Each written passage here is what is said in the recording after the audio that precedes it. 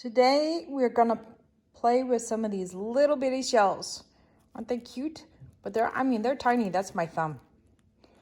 And we're gonna put them in that little tray there. Here we go.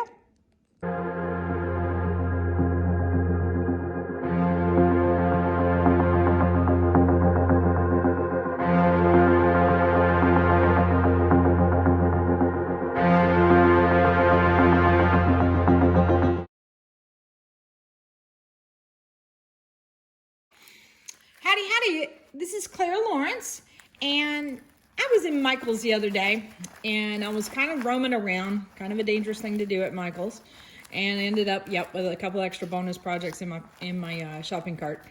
But I was in the floral area, because you never know what's going to be over there, and I saw this little bag of itty bitty shells, and I think these are meant for vases to fill up the vase and to put little stems in there, that kind of thing, kind of like marbles and stuff like that. So I thought I had an idea for something, so I thought I'd give this a try. And I've got these cute little trays, so they're kind of like a key catch size, or throw in your jewelry when you're washing dishes, that kind of thing. And I thought this would be perfect for it. So what I'm gonna do is I got this thing opened up. Get that staple out, because I know that staple will find me eventually. There's a variety of different ones in there. So they're really cool. So I am literally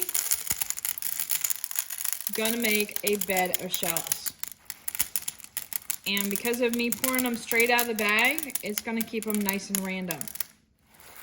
All right, let me see if I got a nice even layer.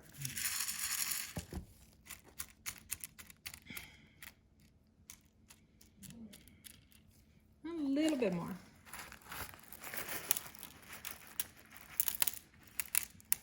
Okay.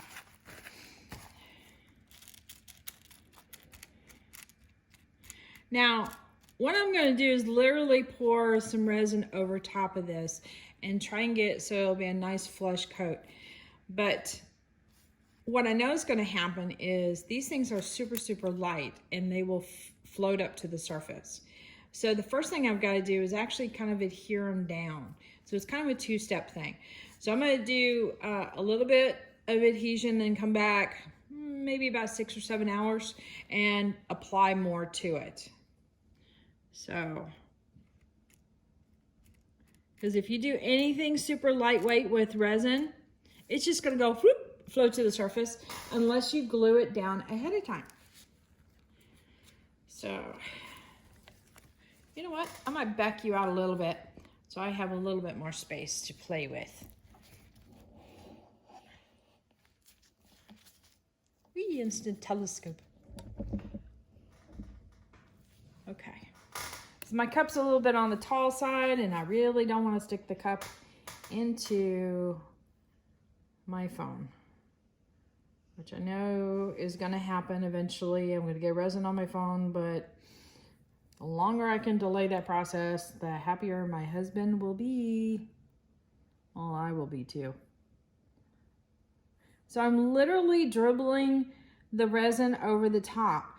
Now the resin will go down to the bottom, so it'll probably crawl around the top, or crawl around the sides of the shells and go to the bottom.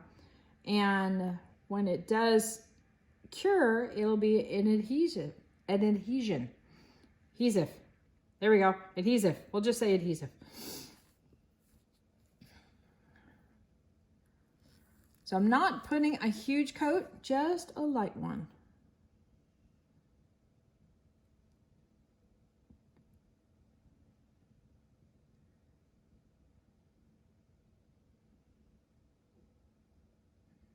So if you lay shells down on top of a piece that you're already working on, dribble a little bit of resin on top of the shell.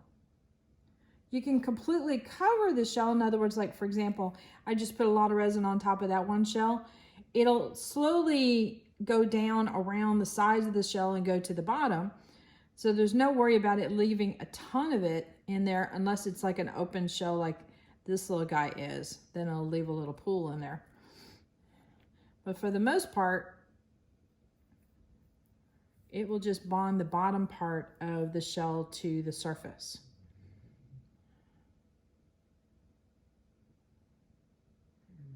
All right, I think I'm almost there. So this is super exciting, I know.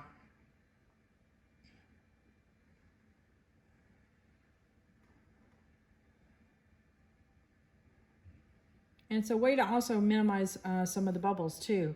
Some of this will naturally start to close up some of the holes. And so the next time you put more resin on top of it, you'll have less holes to plug up.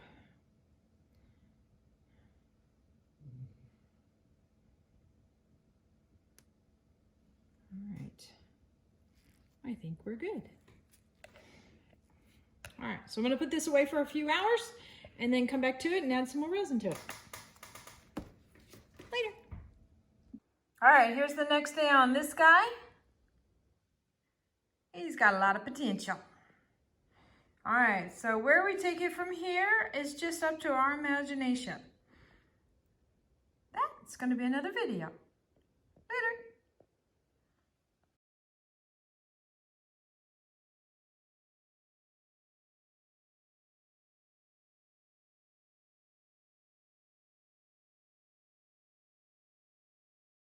So hit that like button, hit the subscribe button, but definitely hit the bell to get notified because you never know what I'm going to put up. I mean, who would have thought? Shells.